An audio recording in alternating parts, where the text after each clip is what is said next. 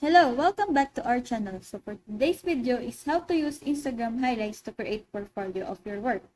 To show you in your profile, the Instagram highlights is just simple. So first thing you want to do is open up your Instagram app. Then press on your profile photo on the right side of the screen. Then here it shows you where the Instagram highlights are. You just need to press the plus sign and choose which photo you would like to highlight to create your portfolio of your work. These photos are in the archive of the story that you have made before. So make sure that you have lots of previous work to show off. So for example, let's choose. And next. Then you can change the title.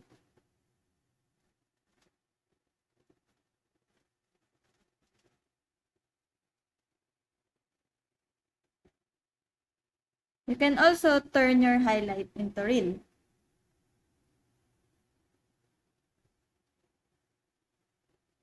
And here, you can press the other one. When you press the highlights you chose, you tap the three dots on the lower part. And here, you can also remove from highlight, edit highlight, and here you can also edit your highlights.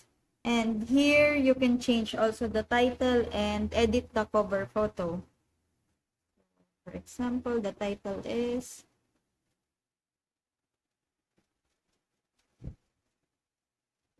you can change the cover photo, you can choose from which is which.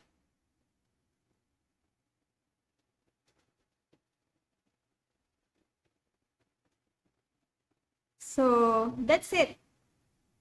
That is how you use Instagram highlights to create portfolio of your work. I hope that this video helps. If you have any questions or comments, kindly put it in the section below, and if not, don't forget to subscribe and like.